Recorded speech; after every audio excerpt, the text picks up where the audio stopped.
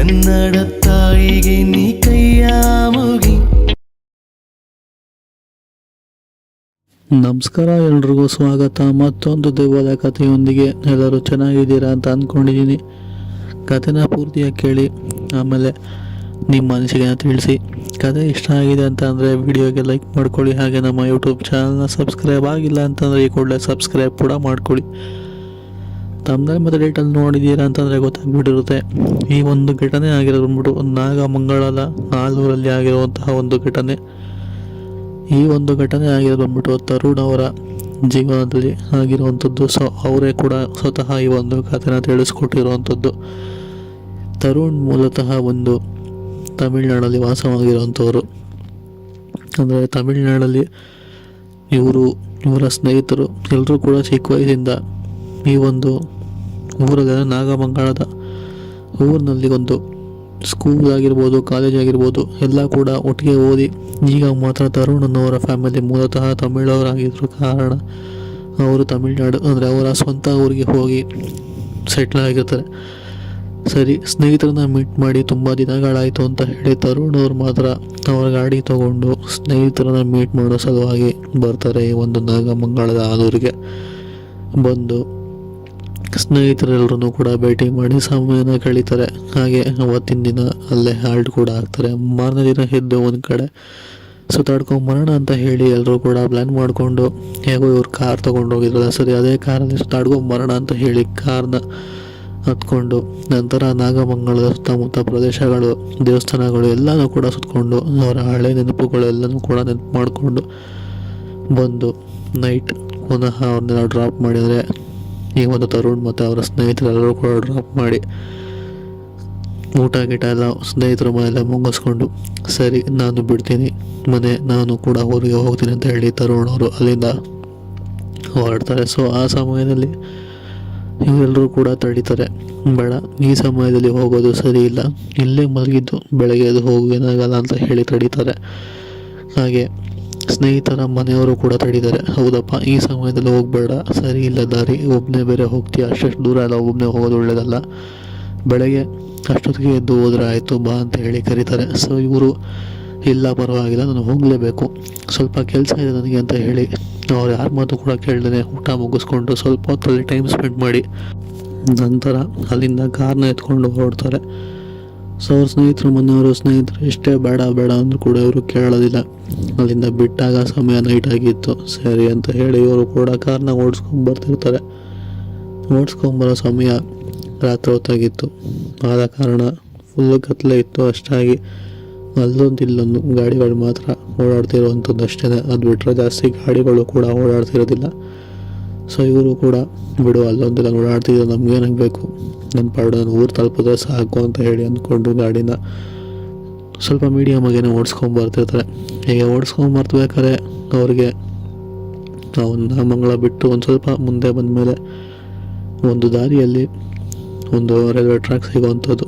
ಒಂದು railway track ದಾಟಿ ಸ್ವಲ್ಪ ಮುಂದೆ ಹೋಗ್ತಿದ್ದಂಗೆ ಒಂದು ವಯಸ್ಸಾದಂತಹ ವ್ಯಕ್ತಿ, ಸ್ವಲ್ಪ ಗಂಡಸು ಅಂತಲೇ ಹೇಳ್ಬೋದು. ಸೊ ಅವರು ಗಾಡಿಗೆ ಅಡ್ಡ ಹಾಕ್ಬಿಟ್ಟು ನಿಲ್ಲಿಸಿ ನನಗೆಲ್ಲ ಸ್ವಲ್ಪ ಮುಂದೆಗಡೆ ಡ್ರಾಪ್ ಮಾಡಿ ಅಂತ ಹೇಳಿ ಕಾರ್ ಒಳಗಡೆ ಹತ್ಕೊತಾರೆ. ಈ ಒಂದು ತರುಣ್ ಅನ್ನೋರಿಗೆ ಆ ವ್ಯಕ್ತಿ ಪರಿಚಯನೇ ಇಲ್ಲ. ಈ ಒಂದು ತರುಣ್ ಅನ್ನೋರು ಬಂದು ಕೂತ್ಕೊಳ್ಳಿ ಅಂತ ಕೂಡ ಕಾರಲ್ಲಿ ಹೇಳಲಿಲ್ಲ. ಆ ಒಂದು ವ್ಯಕ್ತಿನೇ ಕೈ ಅಡ್ಡ ಹಾಕಿದ್ರು, ಬಂದರು, ಡೋರ ಬಂದ್ ಮಾಡಿದ್ರು, ಕೂತ್ಕೊಂಡ್ರು, ನಾನು ಒಂದು ಮಾತು ಕೂಡ ಕೇಳಲಿಲ್ಲ ಅಂತ ಹೇಳಿದ್ರು. ಸರಿ, ಅದಾದಮೇಲೆ ಇವರು ಕೂಡ ನಾನು ಹೇಳ್ದೇನೆ ಹೆಂಗ್ರಿ ಕಾರ್ ಒಳಗಡೆ ಹತ್ತಿದ್ರಿ, ಇಳೀರಿ ಕೆಳಗಡೆ ಅಂತ ಹೇಳಿ ಸ್ವಲ್ಪ ಜೋರು ಮಾಡಿದ್ರು ಕೂಡ ಅವರು ಇಲ್ಲ ಸ್ವಾಮಿ, ಒಂದು ಸ್ವಲ್ಪ ಮುಂದೆಗಡೆ ಬಿಟ್ಬಿಡಿ, ಕತ್ಲೆ ಬೇರೆ ಆಗಿದೆ, ಆ ಕಡೆ ಯಾವ ಗಾಡಿಗಳು ಬೇರೆ ಇಲ್ಲ ಅಂತ ಹೇಳಿ ಅಲ್ಲಿಂದ ಆ ಒಂದು ವ್ಯಕ್ತಿನ ಹತ್ತಿಸ್ಕೊಂಡು ಹೊರಡ್ತಾರೆ. ಸೊ ಹೀಗೆ ಹೊರಟು ಮುಂದೆ ಬರ್ತಾ ಆ ಒಂದು ವ್ಯಕ್ತಿ, ನೋಡಿ ಸ್ವಾಮಿ, ಇಲ್ಲಿ ಬೇರೆ ಯಾರೇ ಕೈ ಅಡ್ಡ ಹಾಕಿದ್ರು ಕೂಡ ನೀವು ನಿಲ್ಸೋದಕ್ಕೆ ಹೋಗಬೇಡಿ, ಏಕೆಂದರೆ ಜಾಗ ಸರಿ ಇಲ್ಲ ಅಂತ ಹೇಳಿ ಹೇಳ್ತಾರೆ. ಸೊ ಇವಾಗ ಇವ್ರಿಗೆ ಸ್ವಲ್ಪ ವಿಚಿತ್ರ ಅನಿಸುತ್ತೆ. ಇವ್ರು ಕೈ ಹಾಕಿರೋದೇ ಫಸ್ಟ್ ಆಫ್ ಆಲ್ ಇವ್ರಿಗೆ ಭಯ ಆಗ್ತಿರುತ್ತೆ. ಇವಾಗ ನೋಡಿದ್ರೆ ಈ ವ್ಯಕ್ತಿ ಈ ಥರ ಎಲ್ಲ ಹೇಳ್ತಾ ಇದ್ದಾನೆ, ಹೆಂಗೆ ನಂಬೋದು ಬಿಡೋದು ಅಂತ ಹೇಳಿ ಸ್ವಲ್ಪ ಮುಂದೆಗಡೆ ಓಡಿಸ್ಕೊಂಡು ಹೋಗ್ಬೇಕಾದ್ರೆ ಅವ್ರ ಕಣ್ಣಿಗೆ ಒಂದು ಗಾಡಿ ಏನಿದೆಯಲ್ಲ, ಆ ಒಂದು ಗಾಡಿ ಪಾರ್ಕಿಂಗ್ ಲೈಟ್ ಆನ್ ಮಾಡಿಕೊಂಡು 2 ಡೋರ್ ಕೂಡ ಓಪನ್ ಆಗಿ ನಿಂತಿರುತ್ತೆ. ಬಟ್ ಅಲ್ಲಿ ಯಾರು ಕೂಡ ಮನುಷ್ಯರು ಇರೋದಿಲ್ಲ ಆ ಒಂದು ಕಾರ್ ಹತ್ರ. ಸೊ ಇವ್ರು ಕೂಡ ಏನೋ ಮೋಸ್ಟ್ಲಿ ಪ್ರಾಬ್ಲಮ್ ಆಗಿರಬೇಕು ಅಂತ ಹೇಳಿ ಗಾಡಿನ ನಿಲ್ಲಿಸ್ತಾರೆ. ಬಟ್ ಆ ಒಂದು ವ್ಯಕ್ತಿ, ನೋಡಿ ಇಲ್ಲಿ ಥರ ಗಾಡಿ ನಿಲ್ಲಿಸ್ಬೇಡಿ, ಅದು ನೀವೇನು ನೋಡ್ತಿದ್ದೀರಾ ಅದು ಸತ್ಯ ಅಲ್ಲ, ನೀವು ಓಡಿಸಿ ಗಾಡಿನ, ಇಲ್ಲಿಂದ ಫಸ್ಟು ಗಾಡಿ ತೆಗೀರಿ ಅಂತ ಹೇಳ್ತಾರೆ.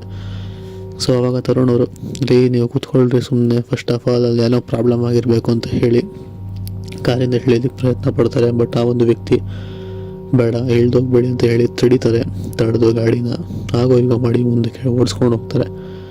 ಓಡಿಸ್ಕೊಂಡು ಹೋಗ್ತಾ ಮಿರರಲ್ಲಿ ಆ ಒಂದು ಗಾಡಿಯ ನೋಡ್ತಾರೆ.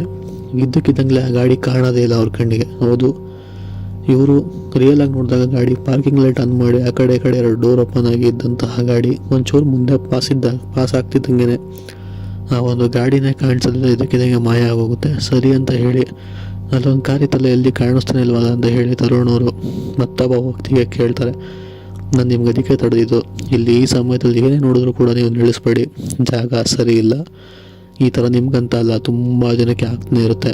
ನಾನು ಕೂಡ ಇದೇ ಒಂದು ವಿಷಯವಾಗಿ ಭಯದಿಂದನೇ ಯಾವುದಾದ್ರೂ ಗಾಡಿ ಅಡ್ಡ ಬರ್ತಂತ ಹೇಳಿ ನಿಲ್ಲಿಸಿ ಹತ್ಕೊಂಡೋಕೆ ಮುಂದೆ ಹೋಗ್ಬೇಕು, ಫಸ್ಟ್ ಇದು ದಾಟಿದ್ರೆ ಸಾಕು ಅಂತ ಹೇಳಿ ಹತ್ಕೊಂಡಿದ್ದು, ನಿಮ್ಮಿಂದ ತುಂಬಾ ಸಹಾಯ ಆಯಿತು ಅಂತ ಹೇಳಿ ನಂತರ ಆ ಒಂದು ವ್ಯಕ್ತಿ ಸ್ವಲ್ಪ ಮುಂದೆಗಡೆ ಹೋಗಿ ಅವ್ರ ಊರ ಹತ್ರ ಬಿಡಿಸ್ಕೊತಾನೆ.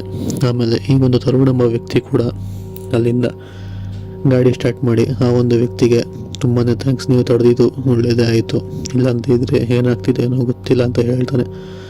ಅದಾದಮೇಲೆ ಆ ಒಂದು ವ್ಯಕ್ತಿ ಇದ್ರ ಬಗ್ಗೆ ತುಂಬ ಯೋಚನೆ ಮಾಡಬೇಡಿ, ಯೋಚನೆ ಮಾಡಿದಷ್ಟು ನಿಮಗೆ ತೊಂದರೆ ಆಗುತ್ತೆ, ಪದೇ ಆ ಕಾರ್ ನಿಮ್ಮ ಕಣ್ಣು ಕಾಣಿಸ್ಕೊಬೋದು, ಆದ್ದರಿಂದ ನೀವು ಯೋಚನೆ ಮಾಡೋಕೆ ಹೋಗ್ಬೇಡಿ, ಇಲ್ಲೇ ಮರ್ತೋಗಿ ಇಲ್ಲ ಬನ್ನಿ ಇಲ್ಲೇ ಆಲ್ಟಾಗಿ ಬೆಳಗ್ಗೆ ಎದ್ದು ಹೋಗಿ ಅಂತ ಹೇಳ್ತಾನೆ.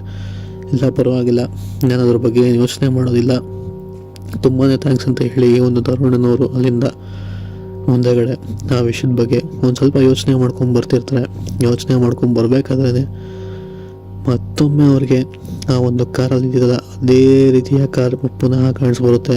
ಆದರೆ ಈ ಸಲ ಕಾಣಿಸ್ಬಂದಿದ್ದು ಕಾರ್ ಬಂದ್ಬಿಟ್ಟು ಅದು ಒಂದು ಜಜ್ಜೋಗಿರೋಂತಹ ಕಾರ್, ಅಂದರೆ ಫುಲ್ ಆಕ್ಸಿಡೆಂಟ್ ಆಗಿ ಕಾರೇ ಸುಟ್ಟೋಗಿ ಕರಕಲಾಗಿ ಆ ಥರ ಕಾರ್ ಆ ಕಡೆ ಡೋರ್ ಓಪನ್ ಆಗಿ ನಿಂತಿರುವಂತಹ ಕಾರ್ ಕಾಣಿಸ್ಬರುತ್ತೆ. ಇದು ನೋಡಿ ಅವರು ಫುಲ್ಲು ಗಾಬರಿಯಾಗಿ ಹೋಗ್ತಾರೆ. ಸೊ ಇದು ಆಗಿರುವಂತಹ ಒಂದು ಸತ್ಯ ಘಟನೆ. ಈ ಒಂದು ಕತೆ ಇಷ್ಟ ಆಗಿದೆ ಅಂತ ಅಂದ್ಕೊಂಡಿದ್ದೀನಿ, ಲೈಕ್ ಮಾಡ್ಕೊಳ್ಳಿ.